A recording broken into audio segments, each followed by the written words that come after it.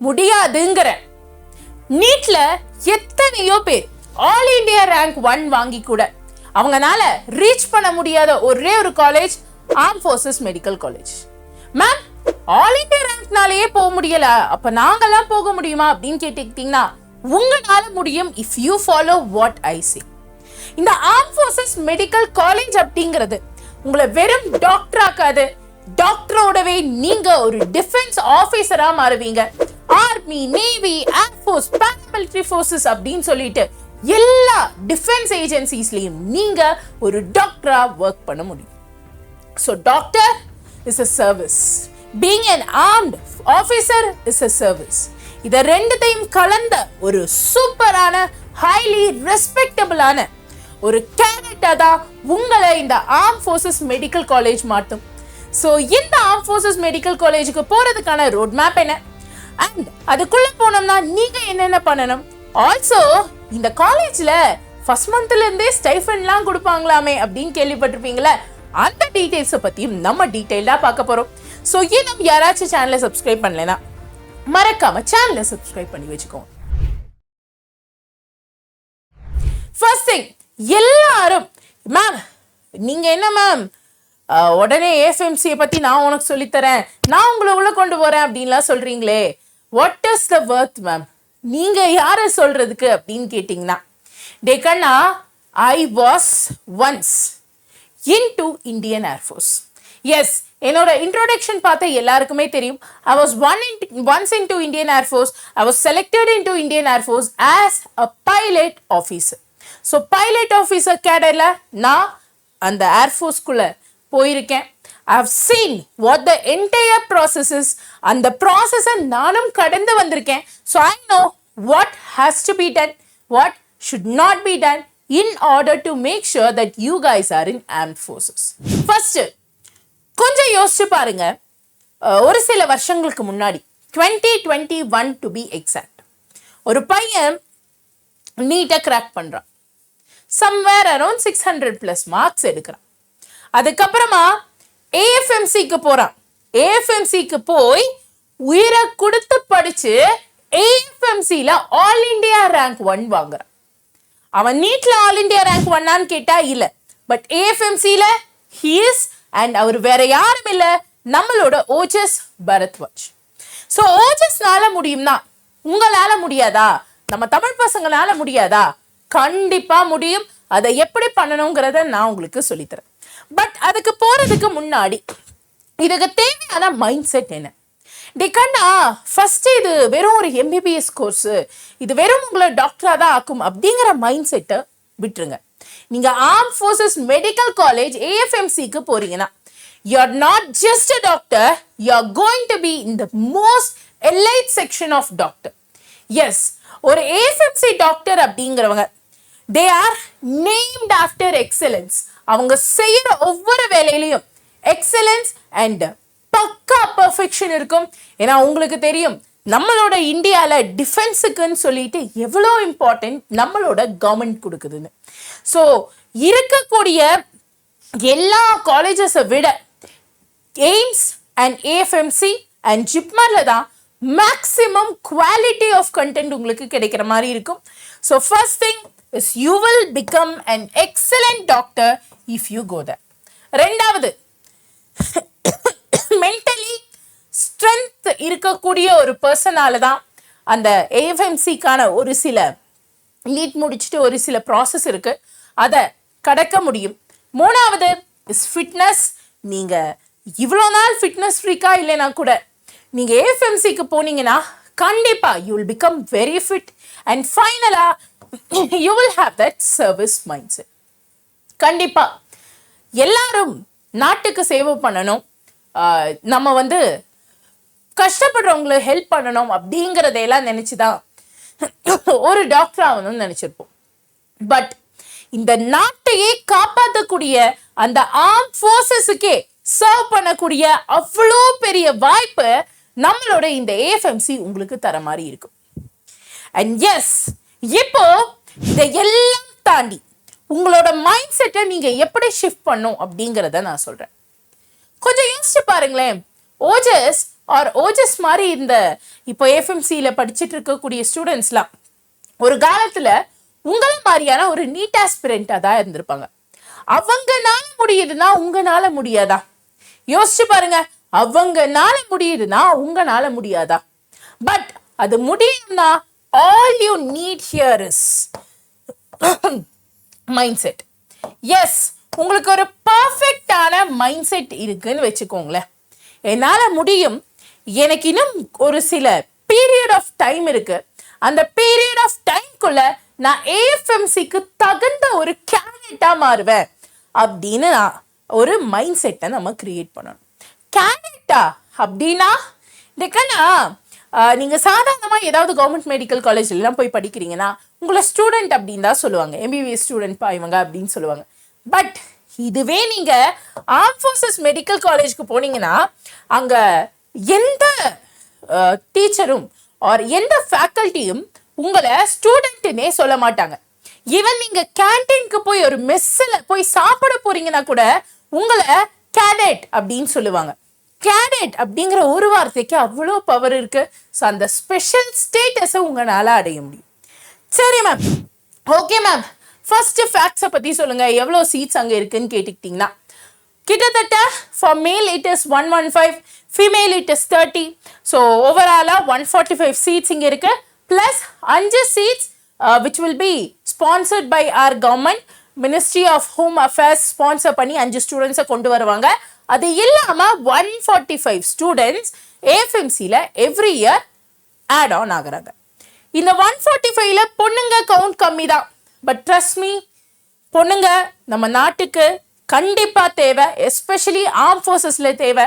So girls, if you are trying to become an arm forces medical officer, then மறக்காம இவ்வளோ opportunities உங்களுக்கு இருக்கு, இந்த கவுண்ட் உங்களுக்கு இருக்கு, நீங்க இங்க கண்டிப்பா ஜாயின் பண்ணணும். ஃபைன். இப்போ அடுத்ததா நம்ம வேற என்ன ப்ராசஸ் இருக்கு மேம் அப்படிங்கிறத பார்த்துடலாம். டெக்கன்னா போன வருஷத்து டேட்டாவை வச்சு பார்க்கும்போது as per last years data, first ஒரு ஸ்டூடெண்ட் ஏஎஃப்எம்சிக்கு போனோம்னா கண்டிப்பா நீட் யூஜி 2020 இந்த வருஷம் பார்த்துக்கிட்டிங்கன்னா 2026 குவாலிஃபை பண்ணணும். ரெண்டாவது, அந்த எக்ஸாம் முடிச்சதும் you should have a minimum age of 17 and a maximum age of 23. 17 to 23 இல்லைன்னா தென் உங்களால் ஏஎஃப்எம்சிக்குள்ளே போக முடியாது. Educational qualification physics, chemistry, biology and இங்கிலீஷில் 60% மார்க்ஸ் ஆவது எடுத்திருக்கணும். 55 to 60% சொல்லுவாங்க. ஸோ அந்த மார்க்கை எடுத்திருக்கணும். அண்ட் ரொம்ப முக்கியமாக டிஃபென்ஸ் ஸ்டாண்டர்ட் பேஸ் பண்ணின ஃபிசிக்கல் ஃபிட்னஸ் இருக்கணும். மேம் ரொம்ப ஃபிசிக்கோடு இருக்கணுமா அப்படின்னு கேட்டுக்கிட்டிங்கன்னா கிடையாதுராக்கண்ணா. நான் உங்களுக்கு என் ஃபோட்டோவே காமிச்சேன்ல. ஈவன் நான் ஸ்கூல் படிக்கும்போது பயங்கர ஐ வாஸ் வெரி ஸ்டவ், ரொம்ப குண்டாக தான் இருந்தேன். But for air force I started to prepare in my college and காலேஜில் தான் நான் நல்ல வெயிட்டை குறைச்சேன். ஸோ இப்போ நீங்கள் நினச்சா கூட இன்னும் 6-8 மாதம் உங்களுக்கு இருக்கு. Have a healthy diet, have a healthy life style, daily exercise பண்ணுங்க, கண்டிப்பாக நீங்களும் ஃபிட்டாக மாறலாம். ஓகே, இப்போ சீட்ஸ் அண்ட் பேசிக்காக என்னென்ன தேவைங்கிறத பார்த்துட்டோம். அடுத்ததா மந்த்லி அலவன்ஸ். நான் ஆல்ரெடி சொன்னேன்ல, உங்களுக்கு நீங்கள் ஏஎஃப்எம்சியில் போய் படிக்கக்கூடிய ஃபர்ஸ்ட் மந்த்லேருந்தே உங்களுக்கு அலவன்ஸ் தந்துடுவாங்க. ஸோ என்னென்ன அலவன்ஸ் அப்படிங்கிறத நான் இங்கே கொடுத்துருக்கேன், செக் பண்ணி பாருங்கள். ஸோ உங்களுக்கு யூனிஃபார்ம் அலவன்ஸ் தருவாங்க, மாதம் ஹேர் கட் அலவன்ஸ் தருவாங்க, இன் எய்ட் அலவன்ஸ் தருவாங்க, washing allowance, monetary grant, mess maintenance, mess linen washing. ஏன்னா நீங்கள் இது கேட்டால் ஆச்சரியப்படுவீங்க. ஆக்சுவலாக நம்மளோட ப்ரொசீஜர் என்ன தெரியுமா? நம்ம ஆர்ம் ஃபோர்ஸஸில் இருக்கோம், எஸ்பெஷலி ஆர்ம் ஃபோர்ஸ் அகாடமியில் படிக்கிறோம்னா நம்ம கிளாஸுக்கு போகும்போது ஒரு யூனிஃபார்மோட போவோம். மெஸ்ஸுக்கு சாப்பாடு போகிறோம்னா மெஸ்ஸுக்குன்னு சொல்லி ஒரு யூனிஃபார்ம் இருக்குது, அந்த யூனிஃபார்மை போடணும். சிமிலர்லி அது இல்லாமல் ஃபிசிக்கல் எக்ஸசைஸ் டெய்லி பண்ண வைப்பாங்க. ஸோ அந்த ஃபிசிக்கல் எக்ஸசைஸ் டைமில் உங்களுக்கு வேறு யூனிஃபார்ம் தருவாங்க. ஸோ ஒவ்வொரு வேலைக்கும் ஒவ்வொரு யூனிஃபார்ம் ஸ்டெயின்லெஸ்ஸாக, அதெல்லாம் வேற லெவல் லைஃப்ரா. மேம் லைஃப்பை பற்றி சொன்னீங்க, பட் வாட் ஆஃப்டர் ஏஎஃப்எம்சி? நீங்கள் ஏஎஃப்எம்சியில் ஒரு 4-5 வருஷம் இருப்பீங்க, இன்டர்ன்ஷிப்லாம் அங்கேயே தான் முடிப்பீங்க. அண்ட் முடிச்சதுக்கு அப்புறமா you will have a rank of lieutenant. நான் ஏர்ஃபோர்ஸில் இருக்கும்போது எங்களோட ஸ்டார்டிங் ரேங்க் வந்து ஃப்ளையிங் ஆஃபீஸராக இருந்துச்சு. ஸோ அதுக்கு ஈக்குவலண்ட்டான ரேங்க் தான் லெஃப்டினன்ட். நீங்கள் ஜாயின் பண்ணதும் லெஃப்டினண்ட்டாக இருப்பீங்க. அண்ட் ஸ்டார்டிங் பேசிக் பே என்ன தெரியுமா? 56,100. மேம் அப்போ அவ்வளோதான் கிடைக்குமான்னு கேட்டிங்கன்னா கிடையாது. பேசிக் பே, அப்புறம் இயர்னஸ் அலவன்ஸ், அந்த அலவன்ஸ் இந்த அலவன்ஸ்லாம் சேர்த்து கிட்டத்தட்ட 80-90,000 மாதம் உங்கள் கையில் வந்து சேரும். சரியா? நான் ஆல்ரெடி இருந்ததுனால I can tell you the approximate amount. கிட்டத்தட்ட எல்லா அலவன்ஸும் சேர்த்து ஒரு 80,000 ரூபாய் கிட்ட உங்களுக்கு வந்து சேரும். லெஃப்டினன்ட்க்கு அப்புறமா ஆஃப்டர் இன்டர்ன்ஷிப் நீங்கள் கேப்டனாக மாறுவீங்க. கேப்டன் ஆனதுக்கப்புறம் 4 வருஷத்துக்கு கழிச்சு யூ வில் பிகம் மேஜர். 7 வருஷம் கழிச்சு you will become lieutenant colonel. அதுக்கப்புறமா ஆன் செலக்டிவ் பேசிஸ் நீங்கள் colonel, brigadier, major general, lieutenant general அப்படின்லாம் ஆவீங்க. அண்ட் சம்பளமும் பார்த்தீங்கன்னா பயங்கர ஹையாக இருக்கும். You will get in lakhs கணக்கில் நீங்கள் வாங்குற மாதிரி இருக்கும். ஓகேவா? ஃபைன். இப்போ மேம் இதெல்லாம் ஓகே மேம், பட் இது இல்லாமல் எனக்கு ஏதாச்சும் கிடைக்குமான்னு கேட்டுக்கிட்டிங்கன்னா யோசிச்சு பாரு. நீ லெஃப்டினன்ட்டாக ஆர்ம் ஃபோர்ஸஸில் ஜாயின் பண்ணுற. நீ ஜாயின் பண்ண உடனே உனக்கு 2-3 BHK வீடு. ஓகேவா? நீ இருக்கிறதுக்கு தேவையான வீடு, சொந்த வீடு இல்லை, பட் உனக்கு இருக்கிறதுக்கான ஒரு வீடை தந்துடுவாங்க. உனக்குன்னு சொல்லி ஒரு கார் தந்துடுவாங்க. ஓகேவா? உனக்குன்னு சொல்லி ஒரு காரை தந்துடுவாங்க அலாங் வித் டிரைவர். அது இல்லாமல் உன் வீட்டில் உன் வேலையெல்லாம் பார்த்துக்கிறதுக்கு, இந்த ஹவுஸ் ஹோல்ட் ஒர்க்லாம் பார்த்துக்கிறதுக்கு 2 சர்வன்ஸை தந்துடுவாங்க. நீ எங்கே போனாலும் எல்லாரும் உனக்கு சல்யூட் அடிப்பாங்க. அந்த மாதிரியான ஒரு லைஃப்பை தான் ஆர்ம் ஃபோர்ஸஸ் மெடிக்கல் காலேஜ் உனக்கு தரும். ரெஸ்பெக்ட், அட்மோஸ்ட் ரெஸ்பெக்ட் இருக்கும். அவ்வளோ ஒரு எனக்கு சொல்லும் போதே I feel like you know at cloud 9. ஏன்னா அவ்வளோ ரெஸ்பெக்ட் இருக்கும்டா கண்ணா. if you complete your life in armed forces medical college. But ma'am இது டிஃபென்ஸ் கேட்டகரிங்கிறதுனால இந்த காலேஜில் ரொம்ப ஸ்ட்ரிக்டாக இருப்பாங்கன்னு கேள்விப்பட்டீங்களே அப்படின்னு சொன்னீங்களா? ஆமாம், ஸ்ட்ரிக்டாக தான் இருப்பாங்க. பட் அதற்கான பெர்க்ஸும் இருக்குது. சரியா? ஸ்ட்ரிக்டாக இருப்பாங்க, அப்போ தான் நீங்கள் ரொம்ப டிசிப்ளின்டாக இருப்பீங்க. பட் அது கூடவே உங்களுக்கு அந்த கேம்பஸ் வந்து ஏக்கர் கணக்கில் இருக்கும். சரியா? அந்த கேம்பஸில் நீங்கள் ஃபுல்லாக சுற்றுறதுக்குன்னு சொல்லி ஒவ்வொரு ஸ்டூடெண்ட்டுக்கும், ஒவ்வொரு கேடேட்டுக்கும் ஒவ்வொரு சைக்கிளை தந்துடுவாங்க. அதுக்கப்புறமா உங்களுக்கு இதான் உங்களோட யூனிஃபார்ம். இந்த ப்ரௌன் கலரில் இருக்குது பார்த்தீங்களா? This is your uniform. இவங்கெல்லாம் உங்களோட ஃபேக்கல்ட்டிஸாக இருப்பாங்க. Faculties will be in dark dress. And இங்கே பார்க்குறீங்க பார்த்தீங்களா? இதுதான் உங்களோட கேடட் மெஸ். இங்கே தான் நீங்கள் லஞ்சு, டின்னரு இதெல்லாம் சாப்பிட்ற மாதிரி இருக்கும். Monthly or 2 to 3 months once இந்த மாதிரி கேம்பிங் ஆக்டிவிட்டிக்கெல்லாம் உங்களை கூட்டிகிட்டு போவாங்க. இதை தாண்டி ஏஎஃப்எம்சியில் படிக்கிற ஸ்டூடெண்ட்ஸ்க்கு எக்கச்சக்கமான கிளப்ஸ் இருக்கும். Like music clubs, boxing club, archery club, special activity club, இந்த மாதிரி எக்கச்சக்கமான குரூப்ஸ் இருக்கும், எக்கச்சக்கமான ஆக்டிவிட்டீஸ் இருக்கும். எல்லாத்துக்கும் நீங்கள் போகலாம். ஈவன் அதர் ஸ்டேட் லாங்குவேஜஸ் கூட அங்கே சொல்லி தருவாங்க. So more than being a medical officer, ஒரு குவாலிஃபைடான மெடிக்கல் ஆஃபீஸராக நீங்கள் வருவீங்க. பட் அதையும் தாண்டி ஒரு ஒரு ரொம்பவே சட்டிலான, ரொம்பவே ஆக்டிவான ஒரு லைஃப்பை நீங்கள் அங்கே வாழற மாதிரி இருக்கும். சரி, இதெல்லாம் முடிச்சதுக்கப்புறம் 5 வருஷம் அங்கே படிச்சிட்டீங்க. அப்புறம் என்னன்னு கேட்டுக்கிட்டிங்கன்னா இதோ கமிஷன் தான். கமிஷன் செரிமனி இருக்கும். இந்த மாதிரி யூனிஃபார்ம் போட்டுட்டு நீங்களும் நடப்பீங்க. அண்ட் இந்த யூனிஃபார்ம் போட்டு அந்த மார்ச் பாஸ்லாம் முடிச்சதுக்கு அப்புறமா you will have your signatures in your shoulder. அந்த ஷோல்டர்ல அந்த ஷோல்டர் பேடை வச்சு தருவாங்க. That moment you become a lieutenant. And அந்த ஒரு மூமெண்ட்டுக்கு தான் சீரியஸாக எல்லா ஏஎஃப்எம்சி ஆஸ்பிரன்ஸுமே இருக்கீங்க. ஸோ ஓவராலாக சொல்லணும்னா இதான் ப்ராசஸ். நீட்டில் நல்ல மார்க் எடுக்கிறீங்க, தென் ஸ்க்ரீனிங் ஃபார் ஏஎஃப்எம்சி போகிறீங்க, இன்டர்வியூ அட்டென்ட் பண்ணுறீங்க, மெடிக்கல் ஃபிட்னஸ்லாம் பார்க்குறீங்க, and voila you become an AFMC cadet. சரி மேம், அப்போ என் கோலு நீட்டை கிளியர் பண்ணுறதா மட்டும்தான் இருக்கணும்னான்னு கேட்டிங்கன்னா கிடையாது.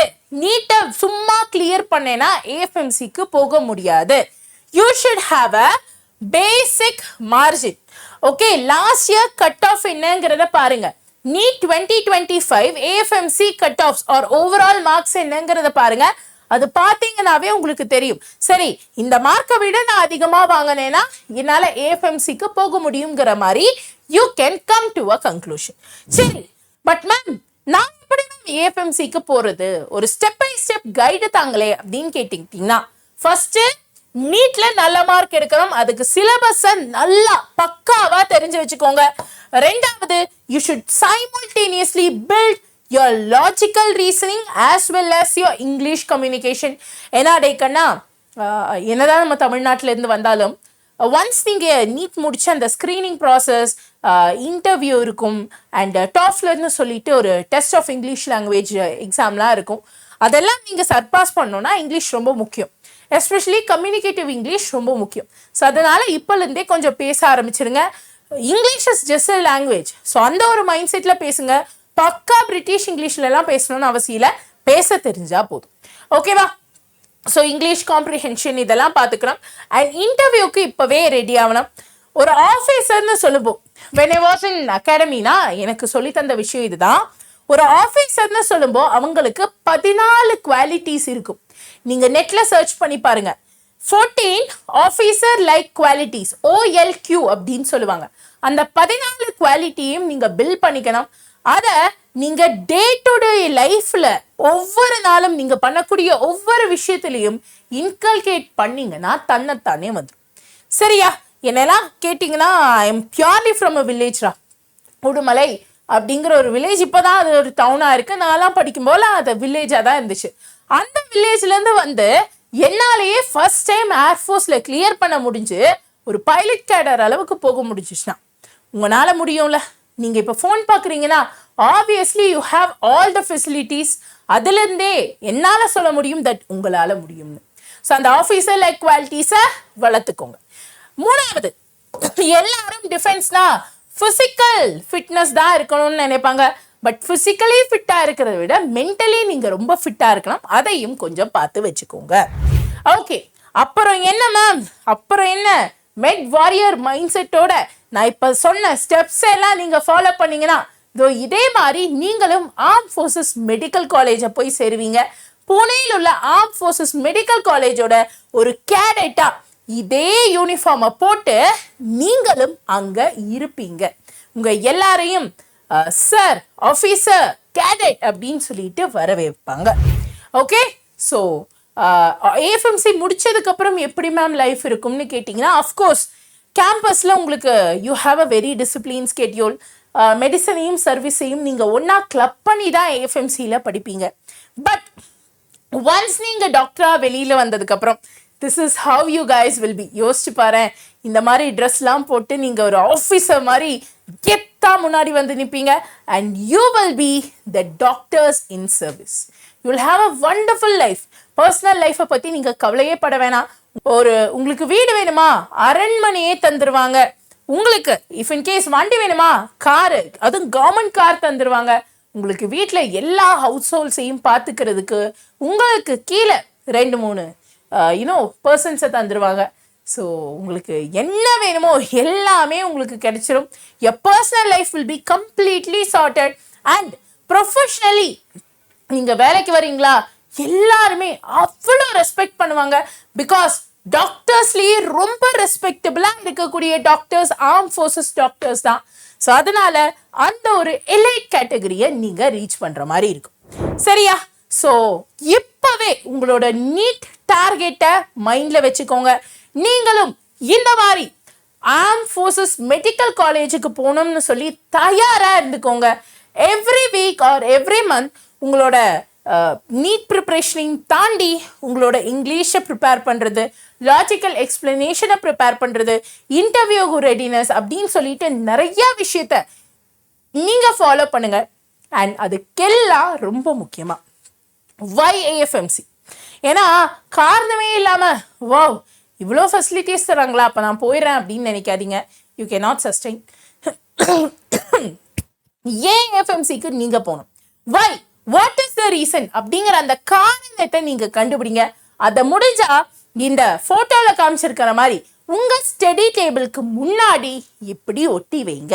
why I want to become an armed force medical officer அப்படிங்கறத நீங்க உங்க ஸ்டடி ரூம்ல ஒட்டி வைங்க. அண்ட் அண்ட் ரொம்ப முக்கியமா நீங்க ஏன் AFMCக்கு போகணும் or is AFMC your dream college அப்படிங்கறத கமெண்ட்ல டைப் பண்ணி அனுப்புங்க. AFMC அப்படின்னு டைப் பண்ணி அனுப்புங்க. why AFMC அப்படிங்கறதையும் சொல்லுங்க. Let us try to reach at least 100 comments through this video டாக்கண்ணா.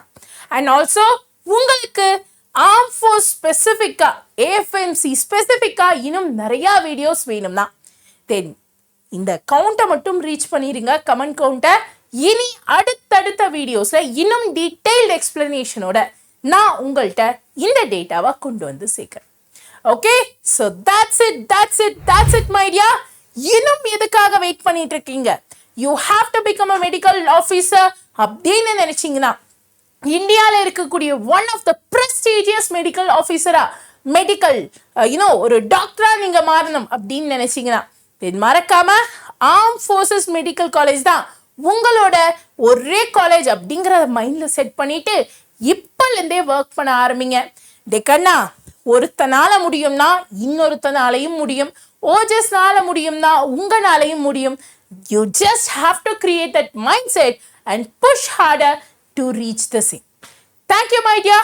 அடுத்த வீடியோல உங்க எல்லாரையும் மீட் பண்றேன். Until then, tada bye bye, take care and have a great day.